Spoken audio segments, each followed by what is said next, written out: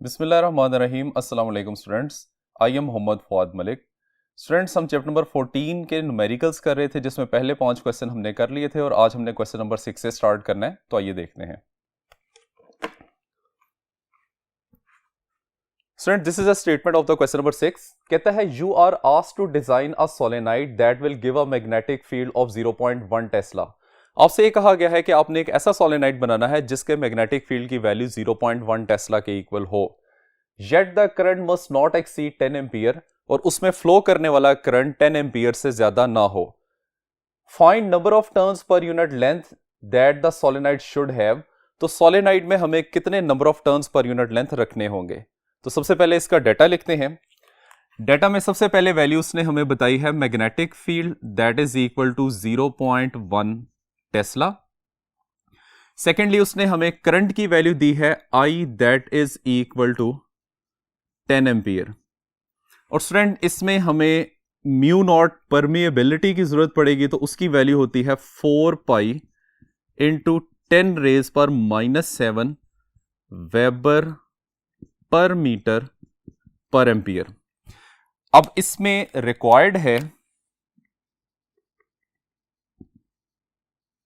Required हमने number of turns पर unit length calculate करने हैं, जिसको स्मॉल एन से रिप्रेजेंट किया जाता है। सॉल्यूशन।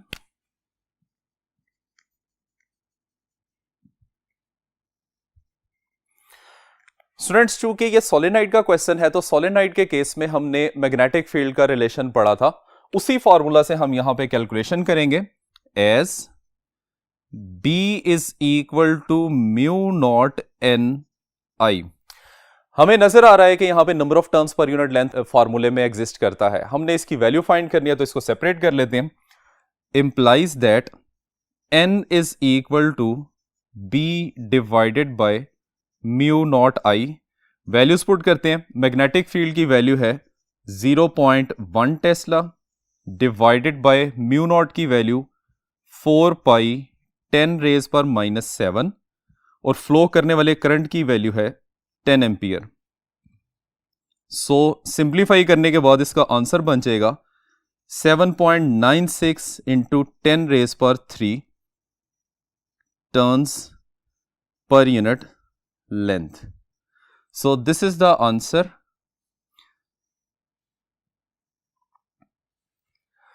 स्टूडेंट्स, अब हम चलते हैं नेक्स्ट क्वेश्चन की तरफ।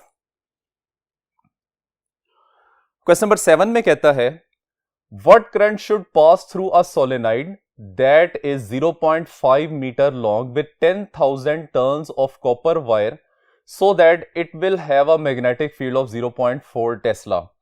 What current should pass through, हमने करंट की वैल्यू फाइंड करनी है एक ऐसे सोलेनाइड में से जिसकी लेंथ 0.5 मीटर है और उसमें 10,000 टर्न्स एग्जिस्ट करते हैं, और उससे मैग्नेटिक फील्ड जो प्रोड्यूस हो रहा है उसकी वैल्यू 0.4 टेस्ला के इक्वल है। तो सबसे पहले इसका डाटा लिखते हैं। डाटा में हमारे पास लेंथ की वैल्यू है that is equal to 0.5 metre. फिर उसने हमें नंबर ऑफ टर्न्स बताए हैं, कैपिटल एन से रिप्रेजेंट करते हैं। इसकी वैल्यू आ जाएगी 10,000 टर्न्स। देन उसने हमें मैग्नेटिक फील्ड की वैल्यू बताई है विच इज 0.4 टेस्ला। डेफिनेटली यहां हमें म्यू नॉट की जरूरत भी पड़ेगी, which is equal to 4 pi 10 raise पर -7 वेबर पर मीटर पर एम्पियर। रिक्वायर्ड है हमने यहां पे करंट की वैल्यू कैलकुलेट करनी है। सॉल्यूशन। अब स्टूडेंट्स, ये क्वेश्चन भी सोलेनाइड का है, तो प्रीवियस क्वेश्चन वाला रिलेशन ही हम इसमें यूज करेंगे और करंट की वैल्यू कैलकुलेट कर लेंगे। तो रिलेशन है जी as B is equal to mu not N I. हमने यहां से करंट की वैल्यू फाइंड करनी है। करंट की वैल्यू किसके इक्वल आ जाएगी? Implies that I is equal to B divided by mu not N. अब स्टूडेंट्स, हमें यहां पे पता है कि small N number of turns पर यूनिट लेंथ को डिस्क्राइब कर रहा है, लेकिन डेटा में चूंकि हमें सेपरेट वैल्यूज दी हैं, नंबर ऑफ टर्न्स अलहदा दिए हुए हैं, लेंथ अलहदा दी है, तो हम इसको ओपन कर लेते हैं। इसको जब ओपन करेंगे तो ये हमारे पास बन जाएगा B mu not N divided by L, और अरेंज कर लेंगे तो ये बन जाएगा B multiply by L divided by mu naught into N. अब इसमें वैल्यूज पुट करते हैं। So I is equal to magnetic field की वैल्यू 0.4 टेस्ला, लेंथ है जी 0.5 मीटर, म्यू नॉट की कांस्टेंट वैल्यू 4 पाई 10 रेज पर -7, और मल्टीप्लाई हो रहा है नंबर ऑफ टर्न्स के साथ जिसकी वैल्यू है 10,000। अब इसे आप सिंप्लीफाई करते हैं तो इसका आंसर बनेगा 0.0159 इंटू 10 रेज पर 3, और करंट है तो इसका यूनिट क्या आ जाएगा, एम्पियर। इसको सिंप्लीफाई करते हैं further. So this is 15.9 ampere, और नाउ राउंड ऑफ करेंगे इसको तो करंट की वैल्यू आ जाएगी 16 ampere.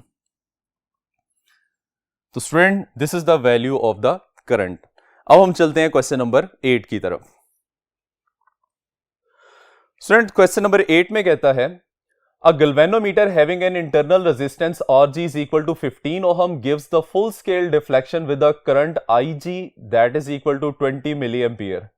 It is to be converted into an ammeter of range 10 ampere. Then find the value of the shunt resistance Rs.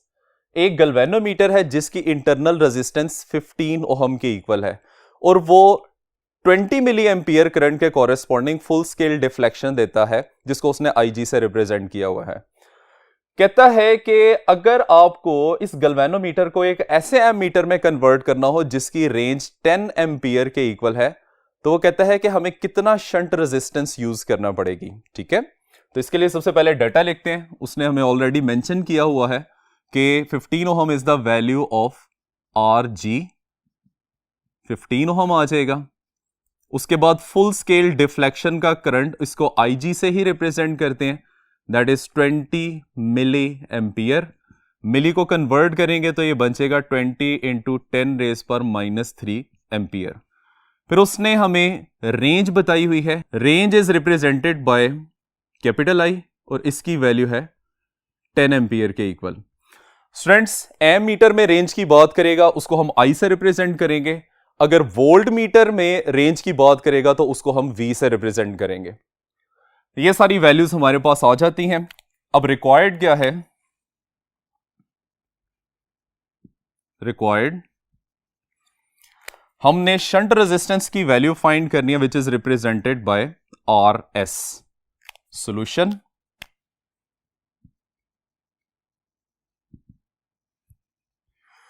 तो students इस article में हमने एक ही रिलेशन पढ़ा था for the value of the shunt resistance which is RS is equal to IG RG divided by I minus IG।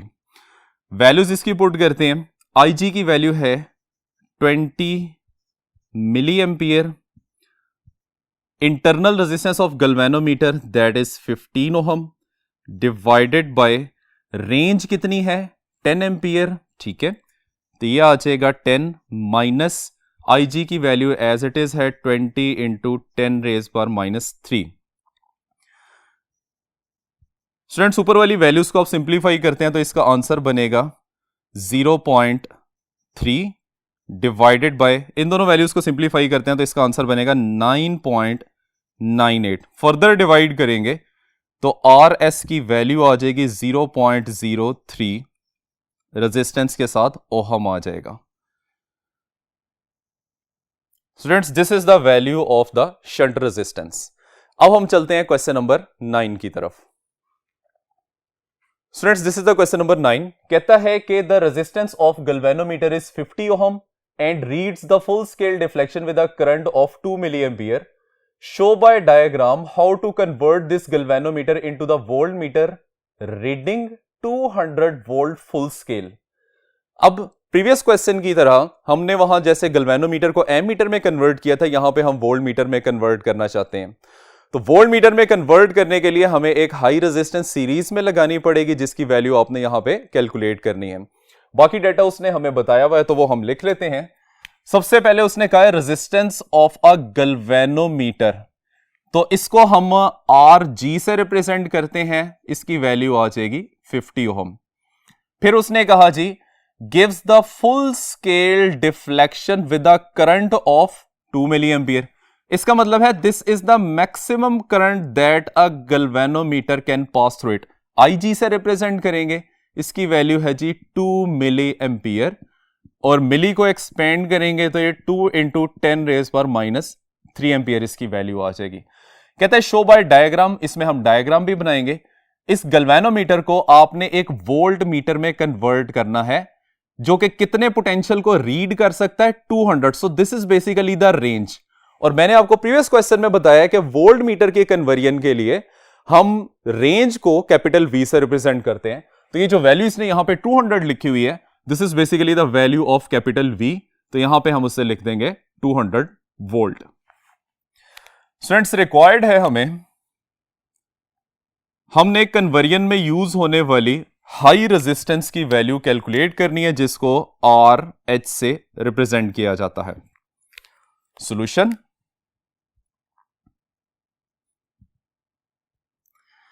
Students volt meter के article में भी हमने एक ही रिलेशन पढ़ा था, that was R H which is equal to V divided by I G minus R G. अब इसमें वैल्यूज पुट करते हैं, तो R H as it is, voltage की वैल्यू जो रेंज है दैट इज 200, गैल्वेनोमीटर का करंट उसने हमें बताया है 2 milli ampere, so this is 2 into 10⁻³ और माइनस आर जी की value resistance of galvanometer that is equal to 50। इसे सिंप्लीफाई कर लें तो ये बन जाएगा 100,000 माइनस 50, और इसका आंसर बनेगा 99,950 ओहम।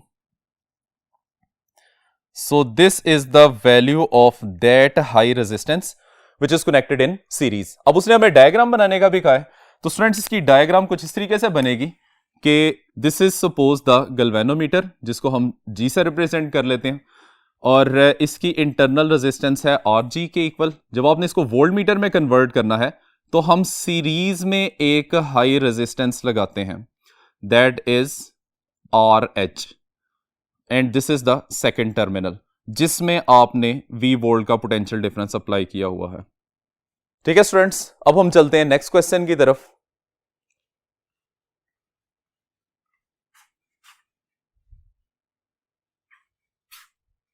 आइए स्टूडेंट्स, हम क्वेश्चन नंबर 10 करते हैं।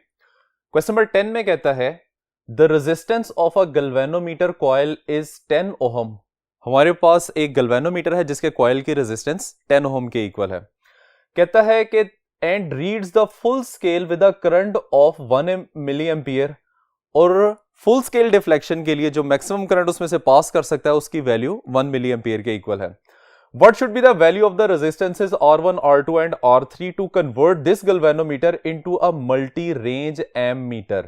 कहते हैं R1, R2 और R3 रेजिस्टेंसेस की क्या वैल्यू होगी अगर आप इस गैल्वेनोमीटर को एक मल्टी रेंज एमीटर में कन्वर्ट करना चाहते हैं।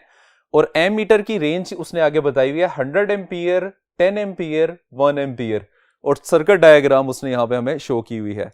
तो बेसिकली यहां पे हमने शंट रेजिस्टेंसेस की वैल्यूज कैलकुलेट करनी है। ठीक है, तो डेटा जो उसने दिया हुआ है इसको हम लिखते हैं,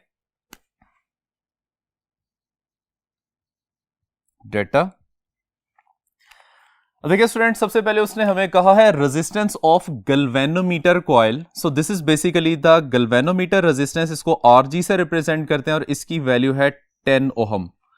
फिर है जी फुल स्केल डिफ्लेक्शन जो देगा उसके कॉरेस्पॉन्डिंग जो करंट होता है that is the maximum current which can flow through the galvanometer, IG से रिप्रेजेंट करते हैं 1 मिली एम्पियर है। सिंप्लीफाई कर लेंगे तो 0.001 एम्पियर इसकी वैल्यू आ जाएगी। फिर उसने हमें ये कहा है कि R1, R2 और R3 ये तो हमने कैलकुलेट करने हैं। रेंजेस उसने बताई हुई हैं, मल्टी रेंज। अब हमने प्रीवियस क्वेश्चन में ये बात की थी कि जब भी आपने रेंज की बात करनी है तो एमीटर के केस में रेंज को कैपिटल आई से रिप्रेजेंट किया जाता है, लेकिन चूंकि यहां पे हमारे पास मल्टी रेंज आ रही है तो इस वैल्यू को हम नाम देंगे I1 इस वैल्यू को हम नाम देंगे I2 और इस वैल्यू को हम नाम देंगे I3। तो ये तीनों वैल्यूज भी यहां पे लिख लेते हैं कि I1 that is equal to 100 ampere, I2 that is equal to 10 ampere and I3 that is equal to 1 ampere. अब स्टूडेंट्स, अगर हम एक ऐसा एमीटर बनाते हैं जिसकी रेंज 100 एम्पियर होगी तो उसके कॉरेस्पॉन्डिंग यूज होने वाली शंट रेजिस्टेंस क्या बनेगी? R1। अगर हम ऐसा एमीटर बनाते हैं जिसकी रेंज 10 एम्पियर है तो उसके कॉरेस्पॉन्डिंग जो शंट रेजिस्टेंस होगी उसकी वैल्यू R2 है। और अगर रेंज की वैल्यू 1 एम्पियर है तो कॉरेस्पॉन्डिंग जो शंट रेजिस्टेंस हम कनेक्ट करेंगे उसकी वैल्यू हो जाएगी R3। यानी कि हमने यहां पे शंट रेजिस्टेंस वाला ही फॉर्मूला जो है वो 3 दफा लगाना है। जब हम R1 की वैल्यू कैलकुलेट करेंगे तो उसमें रेंज 100 पुट करेंगे, R2 की वैल्यू फाइंड करने के लिए रेंज 10 पुट करेंगे और R3 की वैल्यू फाइंड करने के लिए रेंज हम 1 एम्पियर पुट करेंगे। तो स्टूडेंट्स, अब हम इसमें रिक्वायर्ड लिखते हैं। रिक्वायर्ड